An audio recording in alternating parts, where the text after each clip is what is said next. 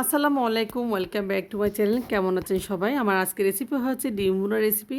তো অনেকে অনেকভাবে ডিম খেয়েছেন, অনেক সময় বাচ্চারাও ডিম পছন্দ করে না, সাদা ডিম একদম খেতেও চায় না। তো আসলে মুখে রুচিও লাগে না বাচ্চাদের খেতে। তো আপনারা চাইলে বড় ছোটো সবাইকে এরকম ডিম ভুনা করে দিতে পারেন, সাদা ভাত পোলাও সব কিছুর সাথে ভালো লাগবে। তো আশা করি আজকের রেসিপিটা অবশ্যই ভালো লাগবে। ভালো লাগলে আমার চ্যানেলটি সাবস্ক্রাইব করে পাশে থাকবেন, পাশে থাকা বেল বাটনে ক্লিক করে অন নোটিফিকেশন অন করে রাখবেন। চলে যাচ্ছে মূল রেসিপিতে। আমি এখানে ডিম নিয়েছি পরিমাণ মতো উপকরণ। আর চলে আছে চুলায় আমি একটা কড়াই বসিয়ে দিয়েছি এবং 4টা ডিম আপনাদের দেখিয়েছি। এই 4টা ডিম আমি এক এক করে একটু হাফ বয়েল করে নেব বা একটু পোস্ট করে নেব।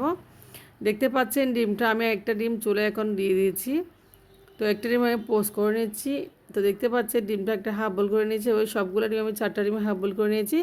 এখন চলে আমি দেখতে পাচ্ছেন একটা প্যান বসিয়ে দিয়েছি আর দিয়েছি সয়াবিন তেল। এখানে আমি আদা রসুন পেঁয়াজের পেস্ট ঘন করে পানি দিয়ে একদম বেটে নিয়েছি ব্লেন্ডারে।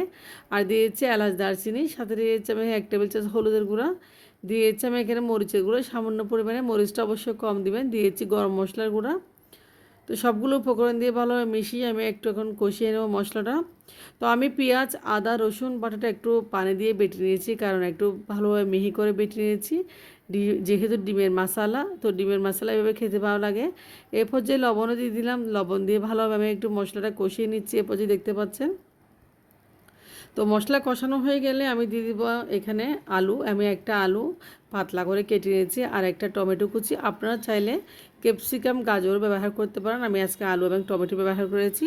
যার যার পছন্দ মতো আপনারা ব্যবহার করবেন সবজি। আমি আমার বাচ্চারা যেহেতু আলু পছন্দ করে সেই জন্য আলুই দিয়েছি আর দিয়েছি একটা টমেটো। তো টমেটো আলু মশলার সাথে ভালোভাবে কষিয়ে নিচ্ছি। এরপর যে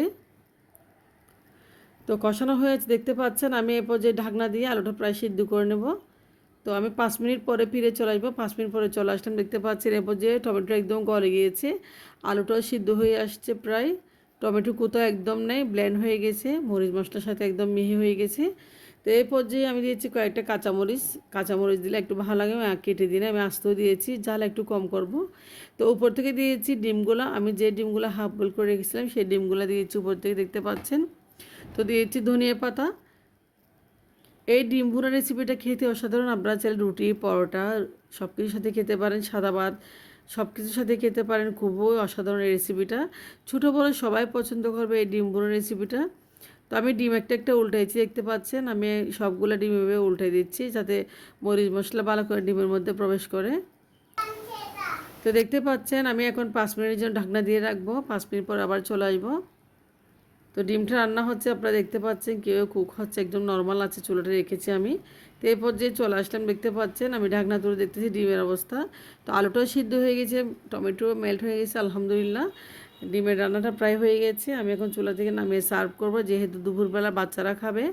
তো ডিমের কালারটা খুব সুন্দর হয়েছে, দেখতে পাচ্ছেন অসাধারণ লাগতেছে। আপনারা চাইলে ছটপট বাচ্চাদেরকে এরকম ডিম ভুনা করে দিতে পারেন, বাচ্চারা খুবই পছন্দ করবে। আমার মেয়ে তো খুব বেশি পছন্দ করে এই ডিম ভুনা রেসিপি, সাদা ভাতের সাথে সে খুব বেশি পছন্দ করে এবং পেট ভরে ভাতও খায়, মাশাল্লাহ। তো আপনারা ভালো থাকবেন, আমার জন্য অবশ্যই দোয়া করবেন। আল্লাহ হাফেজ, আসসালামু আলাইকুম।